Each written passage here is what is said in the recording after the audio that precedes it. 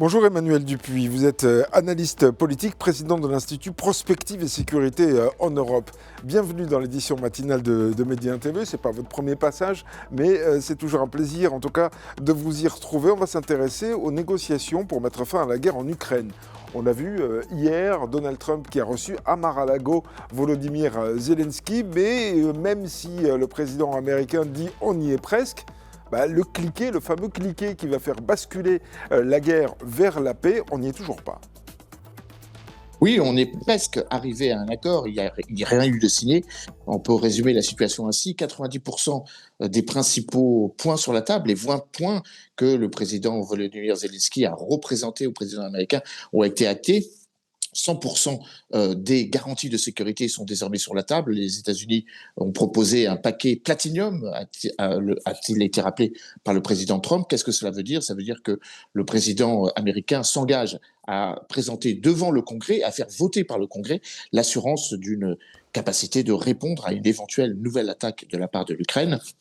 Mais désormais, il y a la réponse russe à attendre. Et donc, c'est la raison pour laquelle, comme vous le dites très bien, on est arrivé presque au déclenchement final de ce qui pourrait ressembler à un cessez-le-feu. Néanmoins, les signaux sont un peu inquiétants de la part de Moscou, puisque Yuri Uchakov, le Conseil national pour la sécurité russe, a rappelé qu'il n'y aura pas de cessez-le-feu pendant 2 mois, alors que le président Zelensky a rappelé lors de la conférence de presse que c'était le temps nécessaire, minimal, pour la tenue d'un référendum, pour faire valider, à défaut de le faire par la Rada du Parlement ukrainien, les concessions que l'Ukraine est désormais prête à faire, en tout cas qu'elle a présentées comme telles lors de la réunion en Floride il y a quelques heures.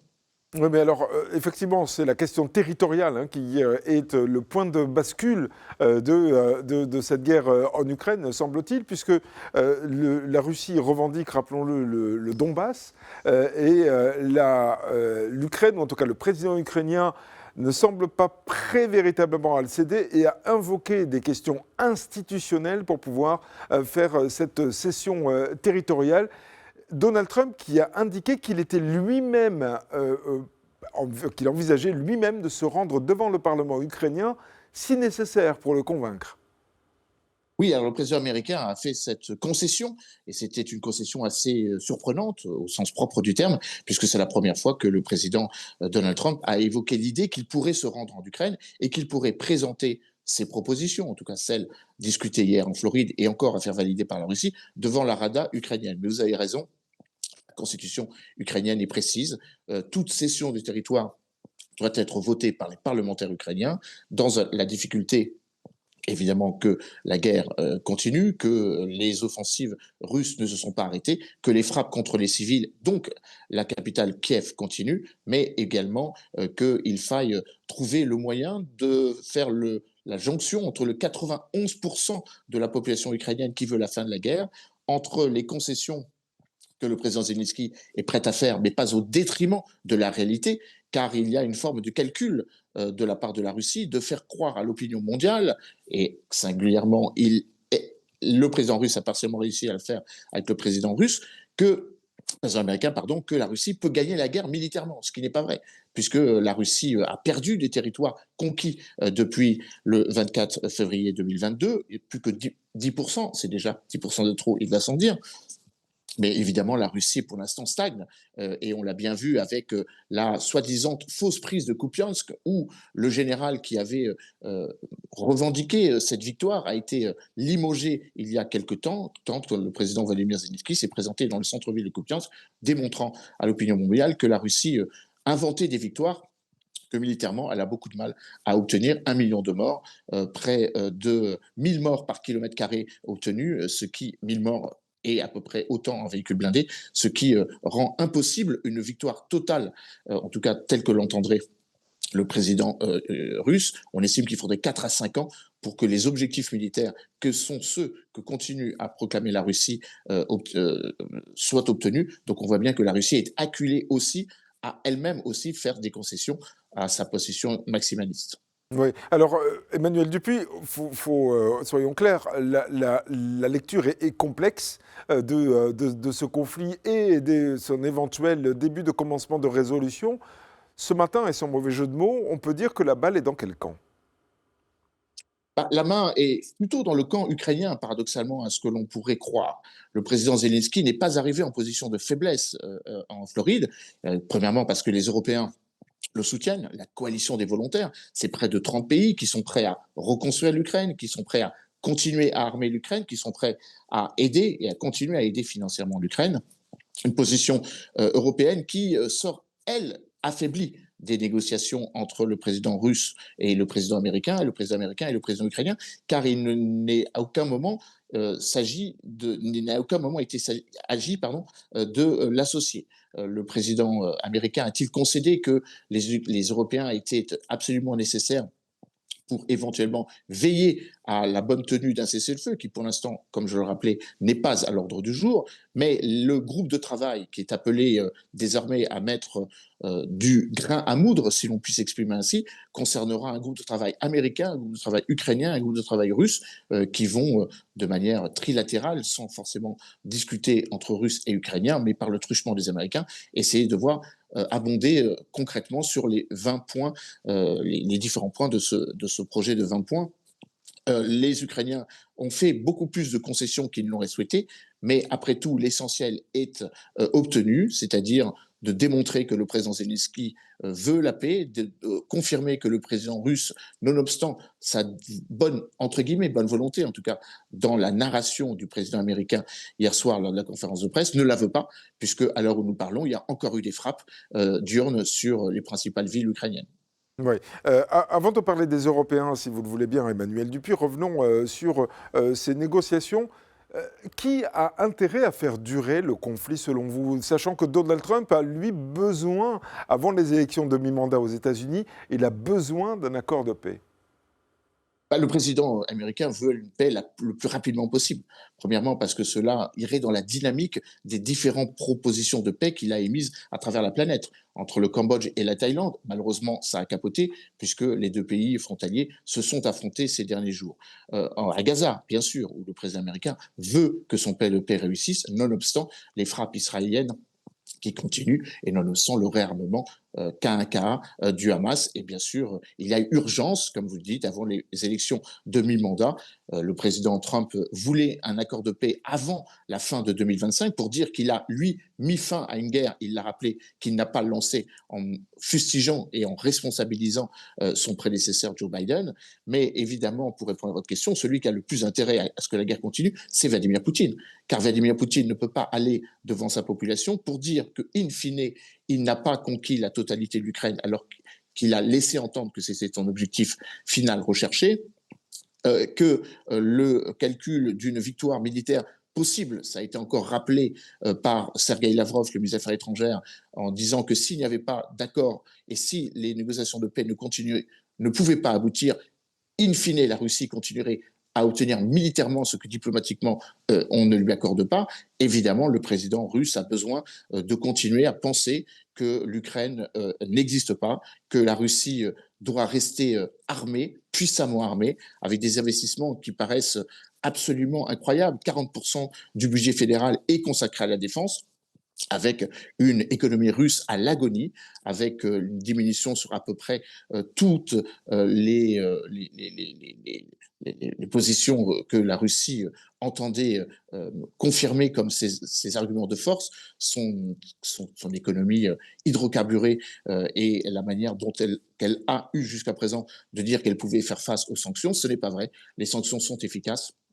Une atrophie durant le mois de novembre sur à peu près tous les achats, les blindés, finalement les véhicules, les voitures, les camions, les machines-outils, comme on dit, qui sont en régression. Donc économiquement, la Russie aura du mal à continuer, mais militairement, elle peut continuer à grignoter des territoires avec une mobilisation de près de 200 000 nouveaux soldats russes, une mobilisation de 400 nouveaux soldats ukrainiens, en tout cas en rabaissant l'âge de conscription, mais malheureusement au prix de 1 million de victimes à peu près de chaque côté.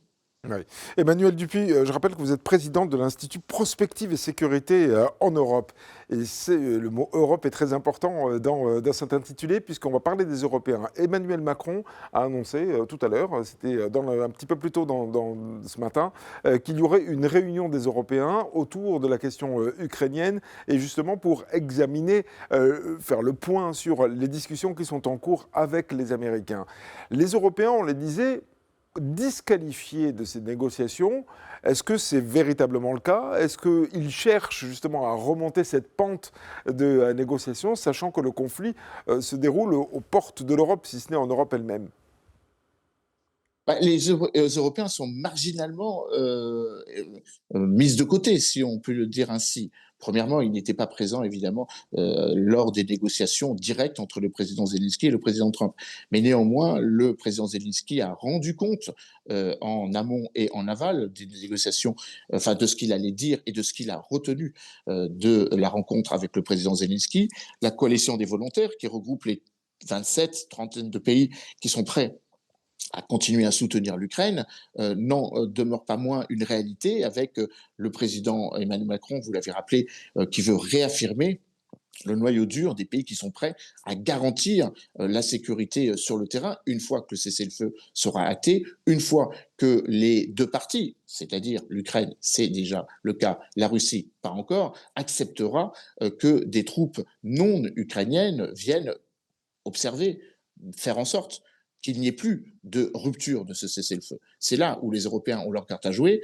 Le président Donald Trump a félicité les Européens pour, je cite, l'excellent travail en amont qui a été le leur, c'est-à-dire de préparation à l'état d'esprit qui fait que le président Zelensky a fait un certain nombre de concessions, et non des moindres, notamment sur les questions territoriales qui, pour l'instant, doit être corroborées, comme l'on le disait précédemment, par soit un référendum, soit un vote par la Rada. Mais néanmoins, les Européens sont importants, car sur le terrain, ils seront en capacité de veiller à ce que ce cessez-le-feu soit efficace. Mais rappelons-le encore une fois, le cessez-le-feu pour l'instant n'est pas une réalité, car les Russes ont dit qu'ils n'en voulaient pas, en tout cas dans la proposition qui a été émise hier pendant les 2 prochains mois. Oui, alors justement, quelle est la réalité de l'impact que peuvent avoir les Européens sur le règlement, ou en tout cas partiel, de ce conflit? Parce qu'on a l'impression que les Européens ne proposent rien, qu'ils viennent en réaction de ce qui est proposé par Washington. Est-ce que c'est le cas, d'après vous? Alors, on parle de garantie de sécurité, on parle d'armement, on parle, etc. Mais en termes de proposition, de règlement du conflit ou d'aboutissement à un cessez-le-feu, il semble que rien ne sort de la part des Européens.